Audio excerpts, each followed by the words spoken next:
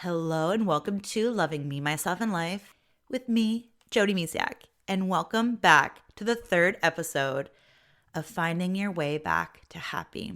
And I am so happy and grateful that you're here today. And this is all about when all else fails, what do you do? Well, get cozy and let's have a beautiful conversation where I open up about some serious mommy moments I had that were like, ooh, I could have done a little bit better than that. But that's what happened, and I had to let it go and be cool with it. So let's chat. When all else fails, what do you do? Well, let's begin at the beginning. So the first episode, I shared how we had a leaky roof. It was literally raining in our living room, then in the kitchen, and then in the kitchen again. And then we talked about in the second episode how I got a cold, like a serious head cold that put me out when I had all these big expectations for a long weekend and what I did to overcome them. Now we're into the first week of school. So I'm still recovering from a head cold because like I mentioned, I took the first day that was a Pro D day off to heal again. And then we went to the beach. In the last episode, I mentioned that we went to the beach on the first day. So that was Wednesday. So the first full day of school, I look out the window in the afternoon, so it's like around lunch hour, actually just before lunch hour, and my husband is home with our daughter, my oldest, and they're holding an ice pack. And I'm like, oh my goodness, what happened on the first day of school? He got the phone call, so he went and got them without giving me a heads up. Anyway, turns out they didn't do so well on the first day because they found out that they were in a class with none of their friends. And it was big moments for them. And then because I felt like, and I unfortunately didn't have any warning to get myself in a calm place, which is a bit of a bummer. And I was still healing a cold. So I just felt like garbage. And then to be a parent and have to keep it all together, I was not keeping it all together.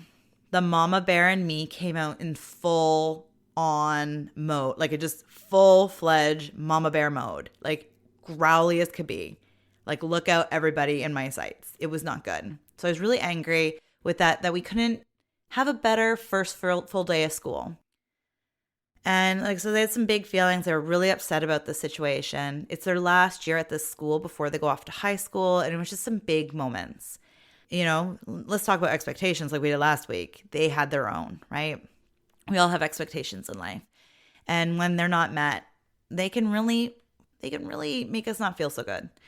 And in this case, they really didn't feel good. So that, and then my son comes home and he's also not happy. Like he made it through the day and he was like, he was not happy about the situation either.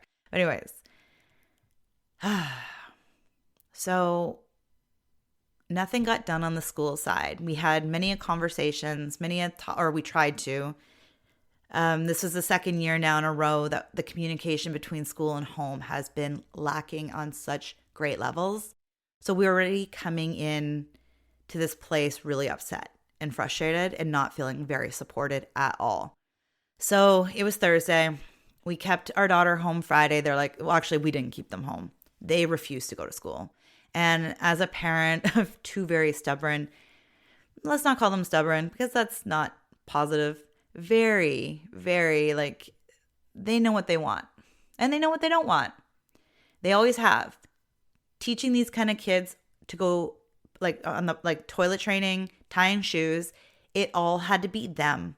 We always tried, and I had always had these ideas. Talk about expectations. I actually talked about this. I don't know if it was on the podcast I do with my husband called The His and Her Show with Jody and Alex Misiak. It's still available too. So if you want to go try and find this episode, cool. Anyways, so we talked about expectations as parents and things like that. But kids also had these ideas. But as parents, I had to let go of forcing them to do things that the textbooks say. You read parent books and none of them helped us at all. So over the years, my oldest is going to be 12 soon. And over the years, I've really, my own personal self-love journey, I've really come attuned to my intuition. I use it for cooking. I use it for parenting. I use it for so much of my life. I'm very, very in tune to like things. Like I just kind of have to slow down and listen. And I do that with parenting. Now, that doesn't mean that I know it all or have it all, but I read a lot of books, articles, like personal, parenting, all the things. But I never follow anything unless I look inside first. Because there's a lot of information out there and a lot of things that contradict the other. So I always go back to my inner compass. But I still was healing that head cold of mine, and my compass was not working. It was not working at all. So we kind of let our daughter just have their Friday to kind of feel. Then over the weekend, I was planting seeds, little moments, like not talking about the situation because my daughter would just get upset about it. And anger's amazing. It's rocket fuel to get yourself out of the lower emotions. Except if you can't get out of the anger, if you're not getting through that, or you're not dealing with what's causing the anger, and you're just stuck there and you're angry. Like, I've never seen my kids so angry in my life. But I can understand it because I still have a lot of anger. But I'm like, ooh, okay. Like I've been with it long enough to kind of understand it a little bit more. I usually get angry when my needs aren't being met. So then I'm like, ooh, where are my needs not being met? Is it my expectations? Is it, what is it? But in this case, we just let them feel it. My daughter was just at home feeling things. We're like, you take that day. If you're not going to go to school, cool, whatever. Then over the weekend, like I said, I was planting seeds about going back. And I think on the Friday, my husband set up an appointment with the principal because we're like, our kid's not coming back to school until we figure this out. He literally had to make a point to we need your help here. So he finally got an appointment with the principal. So Monday morning, just before school, my husband, took both kids to school. And so my son goes off to play and my daughter and husband go meet up with the principal. Well, just before I'm about to get on my yoga mat to do my yoga practice, I see that they came home. And it wasn't just my husband, it was my daughter. And in my head, I thought, okay, they're meeting with the principal before school.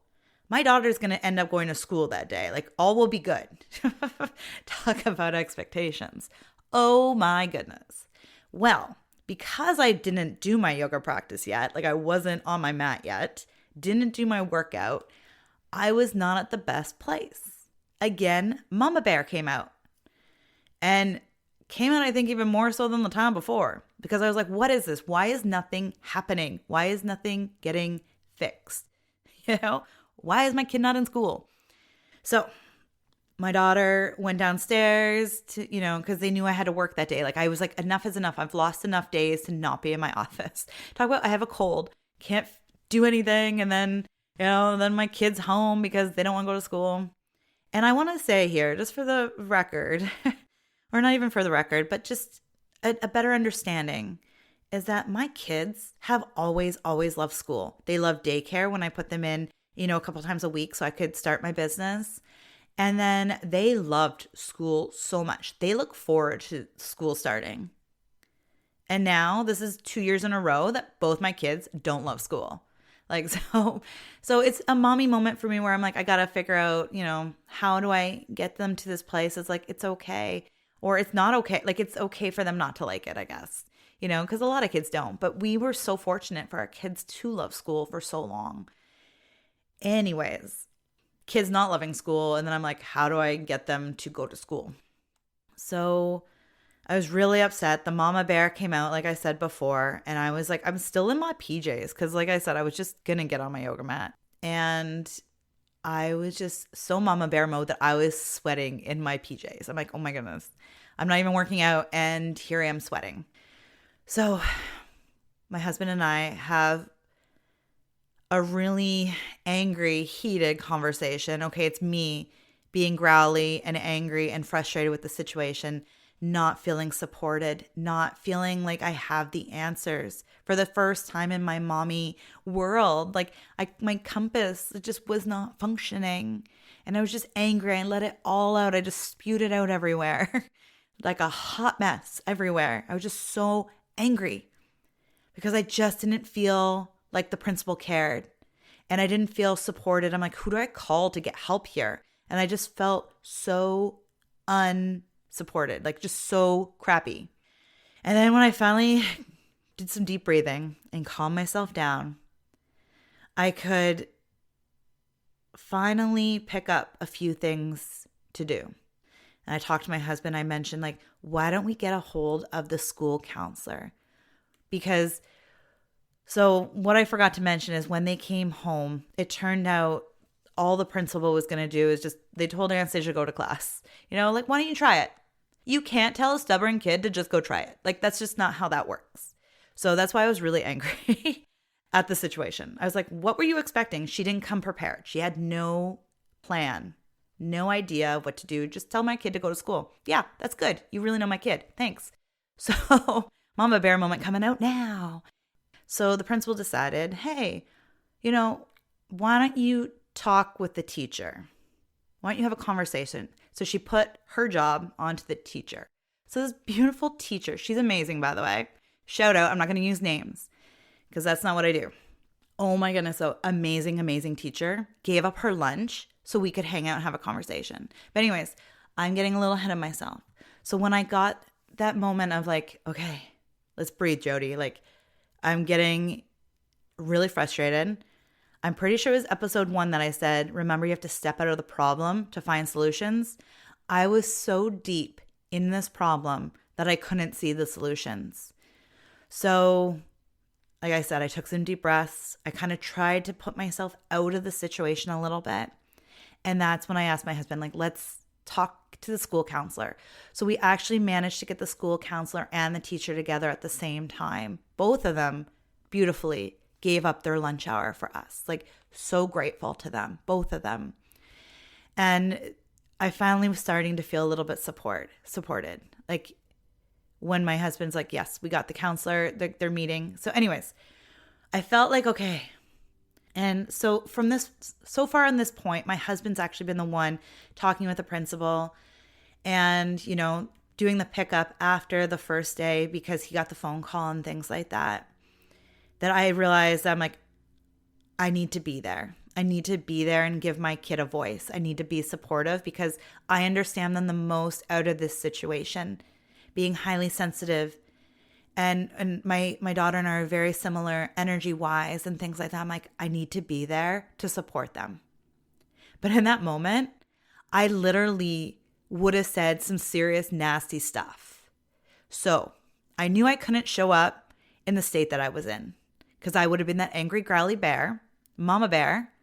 And actually my husband's like, why don't you say those things, right? Like, but when we come angry at somebody, they're just, they're not listening anymore. Their guards are up. They're like, you're angry, not like, you know, they pretty much give up on you before you even say anything. So I knew I had to come from a place of love and a place of understanding. So a lot of the things I've been saying throughout this whole month and a half of shenanigans that have hit my life is all is well. Out of this situation, only good will come. I am safe. And if that's too long for me, I say all is well. And that's Louise Hay. That was her beautiful affirmation that has guided me and supported me and helped me along so many situations. So that was one I used. And I'm going to repeat it one more time because it's so good. And you put all is well at the beginning or at the end. It really depends on how you're feeling. And like I said, sometimes just saying all is well just shifts you just a smidgen. So all is well. Out of this situation, only good will come. I am safe. The other one I like to say is I choose love instead of this. Now you can name it anger, sadness. I just usually say I choose love instead of this. When I notice that my mind is going down a crazy train, like it's negative, it's angry, it's judgmental, any of those things. I choose love instead of this. And it shifts you from that moment of not feeling good to like, right, love. So what do you do when all else fails? What did I do? I hit my yoga mat. So I didn't hit it really. I didn't punch it or anything, even though I was really angry and I wanted to. I unrolled it and I did my yoga practice. Now, I'm being real here. My yoga mat was sopping wet at the end. I was bawling. I was so upset that I didn't know how to help my daughter, that I didn't feel supported, that I just had all this emotion come up to the surface. It was so, oh my goodness, the energy. Like, I was angry. I was sad. I was frustrated. Like, there was the rainbow of emotions, all of it. So my yoga practice took a lot longer that day because some of the time I just didn't have the strength to lift up into a plank or to lift myself into downward facing dog. Just didn't have the energy, or that I'd be sobbing so hard. So I did that. And then I did my meditation because that's part of my yoga practice. And then I did tapping. Now, I really was hoping to work out and things, but my yoga practice took a little too long and I still had more things I wanted to do. So I was feeling pretty raw still. And I would really wanted a shower just to kind of release it, all that negative, and take it down the drain. Like, water's so healing. But again, I didn't have time. I'm like, as it was, we were a couple minutes late because after all that, I got changed. I was like, I'm not putting makeup on. Who am I trying to fool? My eyes are poofy and red and all that because I've been crying. And I'm not going to hide that. I'm not going to mask my feelings. But then I came down to my office where my sage is, and I smudged myself and I did some chanting, like Loka Samasta, and I might not be pronouncing it properly, but it's this reminder to, may my actions support, be loving and caring to others. And it was just this really big moment. And then my daughter came up from downstairs with my husband. I'm like, I just smudged. Do you want to go to my office and have some too? And I put some essential oils on, some calming, peaceful ones, just so I could have, some feel like sense of calm. And then I also put some crystals. Like, I wore some amethyst earrings and I had an amethyst necklace around my neck just to kind of help me feel love. So I did all this and I felt a little bit better. I felt a little bit more supported. And then we went to the school. And the moment we walked in, I was really not loving to go in there. I'm like, yeah, but here we are. The moment we walked in though, actually, you know what? Let's scratch that. I actually walked in and I had I was kind of neutral. I was kind of numb because I was just crying for hours in the morning. And who walks towards us? But my daughter's teacher that was their first teacher there. And it's my daughter's favorite teacher. It was just so amazing. And just, we got so greeted and welcomed. And it gave me a chance to be like, look, they might need some extra support in the next little while because they're having a hard first week. I finally felt a little bit of support. And then we walked, into the school counselor's room, and we just had a really good conversation with the counselor and my daughter's teacher. And we just had a really good conversation. And I felt really supported by the two of them. The counselor understood when I said, hey, my daughter is a highly sensitive kid. I don't love labels, so I don't love using it. But using that term sometimes can let other people understand how you're feeling. And, the counselor got it. They literally understood my daughter instantly. And it was just a beautiful moment. And I just felt so supported, like a big, warm hug. And I was just like, I don't think I would have experienced that if I didn't let it all out on my yoga mat. And if I didn't take the steps to connect to my inner compass, my inner being, to calm down for meditation and tapping. If I didn't take the time to really align my own energy, I don't know what energy would have been on the other side of that door. But I finally was feeling supported. And things just started to flow better. And it just felt good. And then I actually ran into somebody that works there part-time that I've never met before, had a really good conversation. Like I said, everything was starting to flow. I'm like, because here's the thing. I spent a lot of my life not in flow, pushing, shoving. And I mentioned that before, having these expectations and trying to push and shove. But man, over the past, probably decade even, I have allowed myself to let life flow through me more. I even have a faith statement on my desk that says, and it's something I've created, life flows through me and around me, and I know I'm being guided.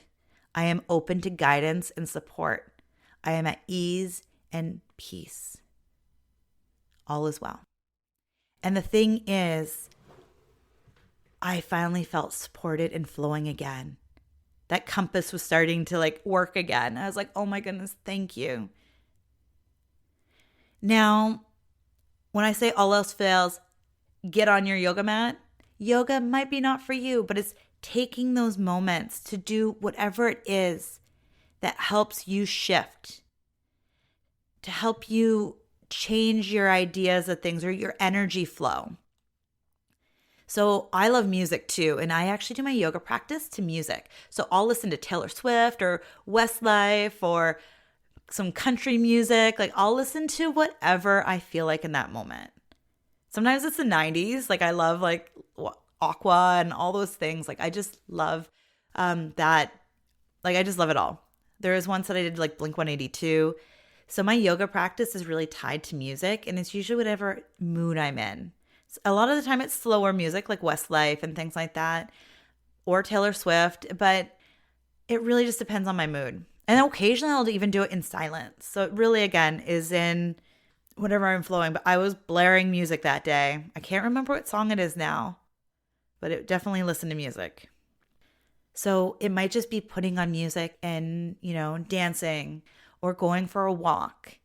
Movement is so good. Movement helps us change our energy to shift our perspective.